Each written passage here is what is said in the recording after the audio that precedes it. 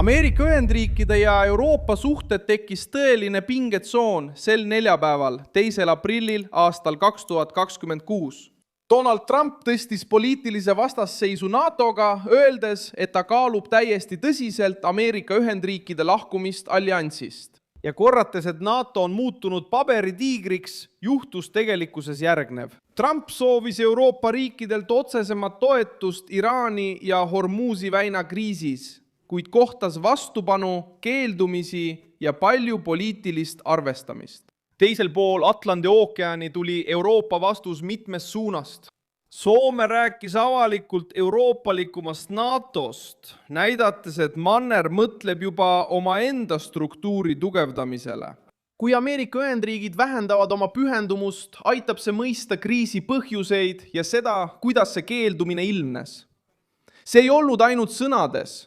Hispaania sulges õhuruumi Ameerika lennukitele, mis olid seotud rünnakutega Iraani vastu. Itaalia keeldus andmast luba Ameerika Ühendriikide lennukitele maanduda Sigonellas, Sitsiilias, kuna eelnevat luba polnud saadud. Prantsusmaa vastas, et NATO eksisteerib euro-atlantilise julgeoleku tagamiseks, mitte ründemissioonideks. Hormuzis Ühendkuningriigis astus Keir Starmer samuti vastasseisust tagasi ja hakkas toetama suuremat koostööd Euroopaga, mitte automaatset joondumist Washingtoniga. Tegelikult oli sõnum karm. Seda sõda ei võta Euroopa riigid pimesi omaks. Nüüd jõuame otsustava punktini. Trump võib ähvardada lahkumisega, kuid see ei tähenda, et ametlik lahkumine oleks valmis. Ameerika seadus, mis võeti vastu aastal 2023, takistas ühepoolset lahkumist ja nõuab NATO-st lahkumiseks 2/3 senati toetust. Aga probleem on hoopis mujal ja see on plahvatusohtlik. Isegi ilma ametlikult lahkumata võib Ameerika Ühendriikide president alliansi seestpoolt tühjaks teha, vähendades poliitilist toetust, logistikat, raha, luureinfot ja sõjalist valmisolekut. See tähendab, et NATO võib dokumendis edasi eksisteerida, kuid reaalses elus kaotada jõudu. Just see hirmutabki Euroopat.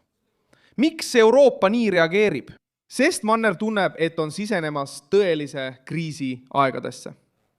Sõda Lähis-Idas on tõstnud energia, gaasi ja kütuste hindu. Ja Euroopa Liit arutab juba erakorraliste meetmete taastamist, mis sarnanevad 2022. aasta kriisi ajal kasutatutega. Euroopa energiavolinik ütles, et liit kaalub võrgutasude ja elektrimaksude vähendamist. Samal ajal hoiatas Rahvusvahelise Energiaagentuuri juht, et aprill tuleb tõenäoliselt hullem kui märts.